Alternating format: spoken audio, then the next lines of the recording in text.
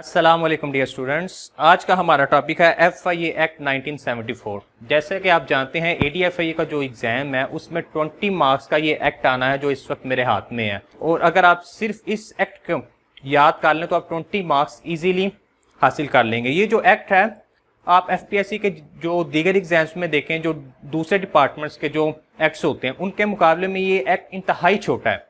सिर्फ 10 सेक्शंस हैं इसके। आपने उन 10 सेक्शंस को अज़बर करना है, याद करना है, और जैसे ही वो आप याद कर लेंगे आप 20 मार्क्स इजीली हासिल कर लेंगे। इसके अलावा मैंने जो पास पेपर के MCQs हैं ADFIA के एक्ट के हवाले से, वो 100 के करीब MCQs हैं, वो मैंने कंपाइल किए हैं। उसका लिंक डिस्क्रिप्शन में मौजूद है, आप वो डाउनलोड कर सकते हैं।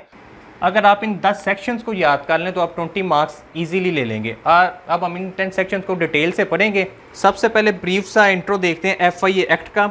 इसका जो एक्ट का नाम है ना, FIA एक्ट 1970। पेपर में ये क्वेश्चन बार बार आया हुआ है। आपने जो क्वेश्चन FIA एक्ट का नाम बताना है, MCQs पे क्लिक करना है, वो बताना है FIA एक्ट 1974। इसके अलावा इस एक्ट का एक दूसरा नाम भी है FIA एक्ट 1975। इसी एक्ट को एक्ट 8 ऑफ 1975 भी कहा जाता है। इसकी रीज़न क्या है? जो FIA एक्ट 1974 है ये पास तो असेंबली से 1974 में हो गया था, लेकिन कोई भी एक्ट तब तक एक्ट नहीं बनता जब तक प्रेसिडेंट की एसेंट ना मिल जाए। जो प्रेसिडेंट की एसेंट मिली थी वो हमें वो 13 जनवरी 1975 को प्रेसिडेंट ने इसकी एसेंट दी थी, यानी मंजूरी दी थी, और 17 जनवरी 1975 को ये ऑफिशियल गजट ऑफ पाकिस्तान में पब्लिश हो गया था। ये जो दोनों डेट्स हैं ये पास पेपर में बार बार पूछी गई हैं कि प्रेसिडेंट ने एसेंट कब दी और ऑफिशियल गजट में कब पब्लिश हुआ ये एक्ट। यही वजह है कि इस एक्ट को एक्ट ऑफ 1975 भी कहा जाता है और एक्ट 8 ऑफ 1975 भी कहा जाता है। इसके अलावा जो ये एक्ट है, जैसे मैंने पहले बताया, इस एक्ट के 10 सेक्शंस हैं और सिर्फ एक शेड्यूल है, और एक शेड्यूल के अंदर 117 ऑफेंसेस जुराइम का जिक्र है। जो इसका सेक्शन 1 है वो ये कहता है कि फेडरल दिस एक्ट में be called federal investigation agency act 1974।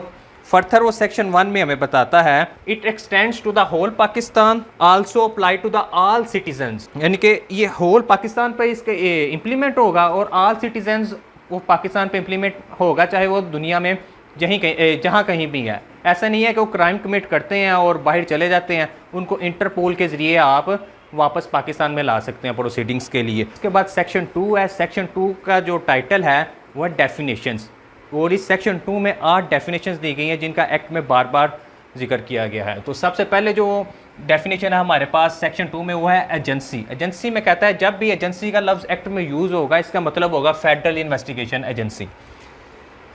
Code, दूसरी डेफिनेशन है जो हमारे पास कोड है, और कोड का मतलब है कोड ऑफ क्रिमिनल प्रोसीजर 1898। जहाँ कहीं भी एक्ट में कोड का जिक्र होगा उसका मतलब होगा कोड ऑफ क्रिमिनल प्रोसीजर 1898। उसके बाद डायरेक्टर जनरल है। डायरेक्टर जनरल मीन्स होगा डायरेक्टर जनरल ऑफ FIA। उसके बाद जो सेक्शन 2 में डेफिनेशन दी गई है हमारे पास वो है प्रोविंशियल पुलिस, और प्रोविंशियल पुलिस जब भी यूज़ होगा इसका मतलब होगा प्रोविंशियल पुलिस कॉन्स्टिट्यूटेड अंदर पुलिस एक्ट 1861, और ये पुलिस एक्ट 1861 के अंडर कॉन्स्टिट्यूट होगी। लेकिन ये जो पुलिस एक्ट 1861 है ये रिपील हो चुका है पुलिस आर्डर 2002 के साथ। उसके बाद पब्लिक सर्वेंट है। पब्लिक सर्वेंट के बारे में डेफिनेशन दी गई है। इसमें जो पब्लिक सर्वेंट है उसको दो तरह से डिफ़ाइन किया गया है। पहले यूँ बताया गया है कि एन एम्प्लाई, कोई भी जो एम्प्लाई है किसी भी कॉरपोरेशन का, बॉडी का, ऑर्गेनाइजेशन का जो फेडरल गवर्नमेंट रन करती है, जो फेडरल गवर्नमेंट की एडमिनिस्ट्रेशन के अंडर जो ऑर्गेनाइजेशन आ रही है उसका एम्प्लॉय है तो पब्लिक सर्वेंट है। या पब्लिक सर्वेंट वो होगा जिसकी definition section 21 of Pakistan penal code में की गई है, और पाकिस्तान पिनल कोड में 10-11 तरीक़ों से पब्लिक सर्वेंट की डेफिनेशन की गई है, जिसके मुताबिक ऑल जजेस, all jury members, all arbitrators, all members of armed forces, every person who can pass judgment or arrest person, these all are public servants।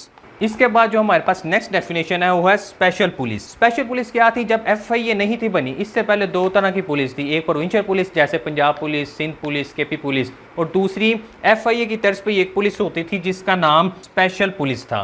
तो ये जो स्पेशल पुलिस थी इसको डिफाइन यूँ किया गया, स्पेशल पुलिस वो पुलिस थी जो पाकिस्तान स्पेशल जो कॉन्स्टिट्यूट हुई थी Pakistan special police establishment ordinance 1948।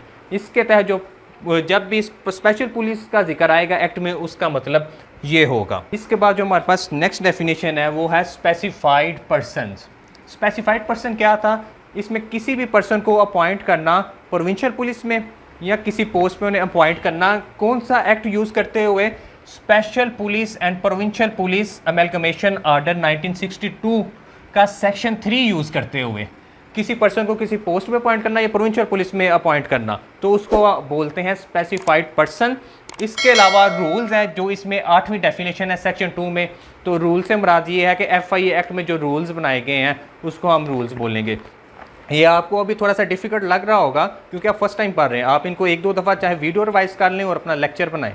जब 1-2 दफ़ा आशनाई थोड़ी हो जाएगी तो आप इंशाल्लाह आपको ये ईजी लगेगा। सिर्फ 10 सेक्शंस हैं और आपने सेक्शंस के साथ ही याद करना है अगर आपने 20 आउट ऑफ 20 मार्क्स लेने हैं। सेक्शन 3 है, इसमें वो बता रहा है कि फेडरल गवर्नमेंट ने एक ऑर्गेनाइजेशन बनाई है जिसका नाम है फेडरल इन्वेस्टिगेशन एजेंसी। ये पेपर में क्वेश्चन आता है कि FIA is formed under which section, तो आपने बताना है it is formed under section 3 of federal investigation agency 1974। इसका जो सब सेक्शन 2 है FIA एक्ट 1974 का, वो डील करता है कि जो DG है, DG ऑफ FIA है, DG ऑफ FIA और जो इसके ऑफिसर्स को जो इसका मेंबर्स बनाया जाएगा, ये दोनों अपॉइंटमेंट करने का जो इख्तियार है वो फेडरल गवर्नमेंट के पास है। Federal government shall appoint DG and members of FIA। Section 4 है, वो हमें बताता है कि जो FIA की जो सुपरिटेंडेंस है और एडमिनिस्ट्रेशन है वो किसके इख्तियार में होगी। तो इसमें जो सुपरिटेंडेंस ऑफ एजेंसी है ना, जो जिसके पास जिसने FIA की मॉनिटरिंग करनी है, उसकी पावर है ना जो सेक्शन 4(1) है, वो कहता है जो सुपरिटेंडेंस ऑफ एजेंसी की जो पावर है ना वो फेडरल गवर्नमेंट के पास है। याद रखिएगा फेडरल गवर्नमेंट के पास है। लेकिन जो एडमिनिस्ट्रेशन ऑफ एजेंसी है, यानी कि कौन सा शख्स की ट्रांसफ़र पोस्टिंग वगैरह इस तरह के जो मामला होते हैं जो एडमिन से रिलेटेड है, HR से रिलेटेड है, उसकी जो पावर है वो DG के पास है। और ये जो सुपरिटेंडेंस ऑफ एजेंसी का सब सेक्शन 2 है वो हमें ये बताता है जो DG FIA है ना उसके पास IG प्रोविंशियल पुलिस की जो पावर्स होती हैं अंडर पुलिस एक्ट 1861, जो कि आप जानते हैं रिपील हो चुका है पुलिस आर्डर 2002 के मुताबिक, जो मैंने पहले बताया। तो DG FIA के पास वो तमाम पावर्स हैं जो IG प्रोविंशियल पुलिस के पास होती हैं, यानी कि आप कह सकते हैं DG FIA IG of FIA होता है। इसके बाद हमारे पास नेक्स्ट सेक्शन है पावर ऑफ एजेंसी, जिसके साथ सेक्शन 5 डील करता है। ये सेक्शन आपने ध्यान से पढ़ना है, इसमें से बहुत से क्वेश्चन आते हैं, पेपर में बार बार रिपीट होते हैं। इस सेक्शन के सेक्शन 5 के जो पावर ऑफ एजेंसी है इसके फर्दर 6 सेक्शन हैं, इनको आप अच्छे से याद कर लें। तो हम देखते हैं सब सेक्शन 5 के सब सेक्शन जो 1 है उसमें जो पावर ऑफ एजेंसीज बयान की गई हैं जो मेंबर्स के पास है वो क्या है। जो FIA के जो मेंबर्स हैं उनके पास जो पावर है वो सर्च पावर है, टू सर्च, वो अरेस्ट कर सकते हैं, वो सीजर ऑफ प्रॉपर्टी कर सकते हैं। और सीजर ऑफ प्रॉपर्टी मीन्स वो बैन कर सकते हैं अगर इन्वेस्टिगेटिव कोई प्रॉपर्टी इन्वेस्टिगेशन में आ रही है, वो कह सकते हैं कि आपने इसको ट्रांसफर नहीं करना, सेल नहीं करना। और उसके बाद वो फर्दर कहता है कि और उसके पास तमाम वो पावर है सेम लाइक प्रोविंशियल पुलिस, जो प्रोविंशियल पुलिस इन्वेस्टिगेशन करते हुए पावर को यूज करती हैं। तो ये सब सेक्शन 1 है। जो सब सेक्शन 2 है पावर ऑफ एजेंसी, उसमें वो कहता है जो मैंने सब सेक्शन 1 में उन्होंने पावर्स बयान की है, अरेस्ट, थर्ड और सीजर ऑफ प्रॉपर्टी और प्रोविंशियल पुलिस के की तरह के जो पावर्स हैं, वो कहते हैं वो तमाम मेंबर यूज कर सकते हैं, लेकिन उनका रैंक सब इंस्पेक्टर से कम नहीं होगा। यानी कि 14 स्केल का जो सब इंस्पेक्टर है, अगर वो उन पावर को यूज करते हुए कोई इन्वेस्टिगेशन करता है तो हम उसको ऑफिसर इंचार्ज कहेंगे, जिसे दूसरे लफ्जों में SHO हम कहते हैं। अब आप देखें सेक्शन 5 के सब सेक्शन 3 में कितनी ज्यादा पावर दी रही है। वो कह रहे हैं जो कोई भी सब इंस्पेक्टर है, अगर किसी शख्स ने क्राइम कमिट किया है या उसे शक है कि ये शख्स क्राइम कमिट करने जा रहा है, वो उसको विदाउट वारंट दिए, बगैर वारंट दिए उसे अरेस्ट कर सकता है। लेकिन इसमें एक रिस्ट्रिक्शन क्या है, हर सब इंस्पेक्टर ये नहीं कर सकेगा। सिर्फ वही sub inspector without warrant arrest कर सकेगा जिसे DG FIA ऑथोराइज करेगा। सेक्शन 5 का सब सेक्शन 4 पुलिस स्टेशन को डिफाइन करता है। पुलिस स्टेशन FIA का क्या होगा, तो सब सेक्शन 4 कहता है पुलिस स्टेशन एनी प्लेस जिसको फेडरल गवर्नमेंट कह देगी ना कि ये पुलिस स्टेशन है, वो पुलिस स्टेशन होगा, दैट्स इट। जो सब सेक्शन 5 है पावर ऑफ एजेंसी का, वो सीजर ऑफ प्रॉपर्टी के साथ डील करता है। इसमें अगर कोई इन्वेस्टिगेटिव ऑफिसर है, वो इन्वेस्टिगेशन कर रहा है, वो देखता है जो प्रॉपर्टी है ये भी इन्वेस्टिगेशन से रिलेटेड रिलेटेड है तो वो ऑर्डर इन रिटर्न जारी करेगा कि वो जिसको इन्वेस्टिगेट कर रहा है वो कह देगा कि आप ये प्रॉपर्टी सेल नहीं कर सकते और ना ही किसी के नाम पर ट्रांसफर कर सकते हैं, लेकिन शर्त ये है कि वो रिटर्न में ऑर्डर जारी करेगा। ये पास पेपर में ये क्वेश्चन आ चुका है कि वो क्वेश्चन रिटर्न में जारी करेगा या वर्बली करेगा, तो आपने रिटर्न पे क्लिक करना है। और उसके बाद और इसका जो सब सेक्शन 6 है वो पनिशमेंट से रिलेटेड बताता है। कहता है अगर किसी ने ये जो सब सेक्शन 5 में सीजर ऑफ प्रॉपर्टी का हुक्म ना माना, की खिलाफ वर्जी की, तो उसे 1 साल की पनिशमेंट हो सकती है, इम्प्रिजनमेंट हो सकती है, कैद हो सकती है या जुर्माना हो सकता है, या दोनों हो सकते हैं, उसे जुर्माना भी हो जाए और उसे इम्प्रिजनमेंट भी हो जाए। ओरिजिनली FIE एक्ट 1974 के जो पावर से रिलेटेड सेक्शन 5 है उसके अंदर 6 सब सेक्शन थे, लेकिन FIE अमेंडमेंट ऑर्डिनेंस 2002 इसके थ्रू एक नया सेक्शन FA के नाम से इंट्रोड्यूस करवाया गया, जिसका टाइटल है पब्लिक प्रोसिक्यूटर। कि पब्लिक प्रोसिक्यूटर कौन होगा? पहले आप प्रोसिक्यूटर को देखें कि प्रोसिक्यूटर क्या होता है। प्रोसिक्यूटर हम कहते हैं any person who lead legal proceeding against someone. तो पब्लिक प्रोसिक्यूटर FIE का कौन होगा? तो इसमें बताया गया है assistant director legal and deputy director law, ये जो 2 डेजिग्नेशन है दीज आर पब्लिक प्रोसिक्यूटर्स। तो गाइस आपको मैं चलता बता दूं, अगर आप चाहते हैं अगर आपको व्हाट्सएप पर जॉब रिलेटेड स्टेटस मिलते रहे, व्हाट्सएप स्टेटस मिलते रहे, तो हमारा ये नंबर 031872322174 अपने पास सेव कर लें और डिस्क्रिप्शन में एक लिंक मौजूद है व्हाट्सएप स्टेटस सर्विस के नाम से, उस फॉर्म को फिल कर दें, आपको स्टेटस शो होना शुरू हो जाएंगे। लेकिन चंद दिन वेट कीजिएगा, सम टाइम फाइल अपडेट करते हुए टाइम लग जाता है। जो हमारे पास सेक्शन 6 है वो हमें ये बताता है कि जो FIE का शेड्यूल है ये अमेंड कौन कर सकता है। तो सेक्शन 6 है जो हमें ये बताता है ये सिर्फ फेडरल गवर्नमेंट ही अमेंड कर सकता है। और जो सेक्शन 7 FIE एक्ट 1974 का वो हमें ये कहता है जो DG FIE है वो अपनी पावर को डेलीगेट कर सकता है अपने सबॉर्डिनेट को कि वो DG FIE की पावर यूज कर सके। इसके अलावा आप इस वीडियो को लाइक और शेयर लाजमी कीजिएगा ताकि जो लोग पेपर में अपीयर होने जा रहे हैं उन तक ये वीडियो लाजमी पहुंचे। जो सेक्शन 8 है हमारे पास, it talks about indemnity. Indemnity क्या होता है? इंडेमनिटी कहते हैं बरी जिम्मा होना, यानी कि अगर कोई ऑफिसर इंक्वायरी कर रहा है, इन्वेस्टिगेशन कर रहा है और गुड फेथ है, ईमानदारी से कर रहा है, तो उसके खिलाफ या फेडरल गवर्नमेंट के खिलाफ आप किसी भी किस्म की कार्रवाई नहीं कर सकते। जो हमारे पास सेकंड लास्ट है सेक्शन, वो कह रहा है पावर टू मेक। जिस तरह सिर्फ जो शेड्यूल था वो सिर्फ फेडरल गवर्नमेंट अमेंड कर सकती है, इस तरह FIE से रिलेटेड जो रूल्स बनाने हैं उसकी पावर भी फेडरल गवर्नमेंट के पास ही है। लेकिन इसमें जो फर्दर चीजें एक्सप्लेन की गई हैं पावर्स टू अमेंड रूल वाले सेक्शन, उसमें बताया गया terms and condition of DG FIE क्या होंगी, पावर्स ऑफ मेंबर्स क्या होंगी और कितनी होंगी,